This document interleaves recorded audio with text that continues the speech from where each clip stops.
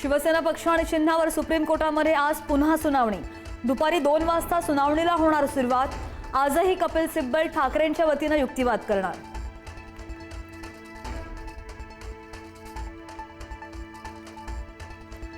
स्थानिक स्वराज्य संस्थांच्या निवडणुकांचं बिगुल पुढच्या वर्षीच वाजण्याची शक्यता।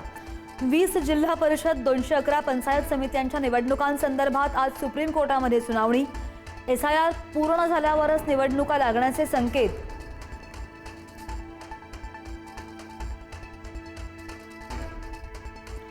सार्वजनिक हितासाठी मुख्यमंत्र्यांना मंत्र्यांचा निर्णय बदलण्याचा कायदेशीर अधिकार। मुख्यमंत्री मंत्र्यांच्या अधिकारांसंदर्भात नवी स्पष्टता। मुख्यमंत्र्यांच्या अधिकारामध्ये मोठी वाढ।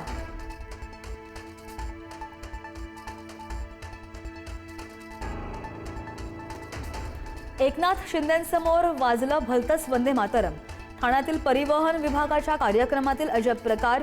वंदे मातरम ऐवजी वाजलं हिंदी चित्रपटातलं गीत। इथून पुढे आयोजकांनी काळजी घेतली पाहिजे, शिंदेंचं आवाहन।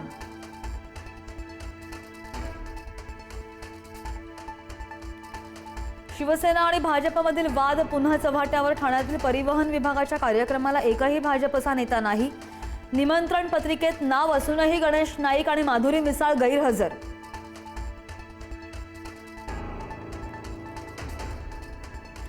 पुण्यामध्ये खड्ड्यामुळे एकाचा बळी। महाळुंगे बालेवाडीमध्ये खड्ड्यामुळे 11 वर्षीय मुलाचा मृत्यू। खड्ड्यामुळे दुचाकी घसरून पडल्यानंतर मागून आलेल्या आयशर ट्रकनं उडवलं।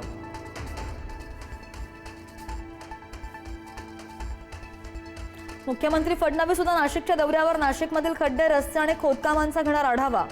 एसआयआर आणि सिंहस्थाच्या तयारीचा घेणार आढावा। मुख्यमंत्री प्रशासनाशी करणार कान उघडणी।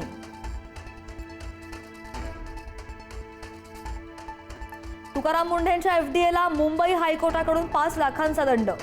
स्वीट्स शॉपला द्यायला लावली 5 लाखांची भरपाई। 98% नियम पाळूनही पुण्यातील गुरु नानक डेअरीचा परवाना निलंबित केलेला।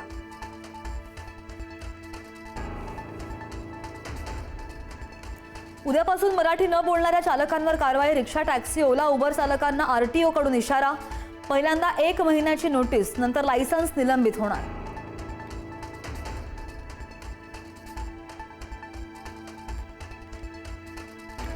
अमरावतीमध्ये मेळघाटामध्ये आदिवासी विद्यार्थ्यांचा मृत्यू। विद्यार्थ्यांना तीव्र डोकेदुखी, उलटी आणि जुलाबाचा त्रास झाल्याचा आरोप। आदिवासी विभागाकडून चौकशी सुरू।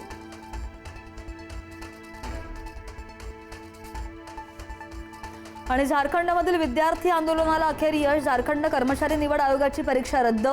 मुख्यमंत्री हेमंत सोरेन यांची घोषणा। जेपीएससी आणि जेएसएससी सीजीएल परीक्षा रद्द करण्याची मागणी मंजूर।